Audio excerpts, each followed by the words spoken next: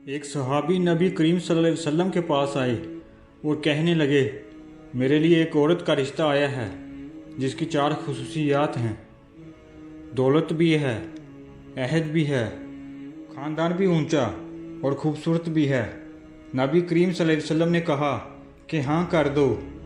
अगर ये 4 चीज़ें किसी औरत में जमा हो जाएं तो ऐसी औरत का रिश्ता लाजमी कबूल कर लेना चाहिए, क्योंकि अगर औरत के घर वाले अमीर हों तो जहेज़ ना भी लिया जाए और कभी हालात ख़राब भी हो जाएं तो ससुराल में से कुछ हद तक मदद हो ही जाती है और मदद करनी भी चाहिए।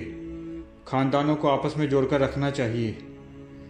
दूसरी तरफ अगर वो लड़की ख़ानदानी है तो भी बहुत अच्छा है, क्योंकि ख़ानदानी लड़कियां पहले ही दिन से शोहर की इज़्ज़त करती हैं और उसको उठने बैठने की भी तमीज़ होती है। और ऐसी लड़की ख़ानदान और घर वालों से भी तहज़ीब और सलीके से मिलती है। इसमें शोहर की ही इज़्ज़त होती है। और अगर लड़की के पास कोई अहद यानी इसके पास कोई मनसब भी है तो भी बेहतरीन है। और ख़ूबसूरती भी आजकल सब देखते हैं।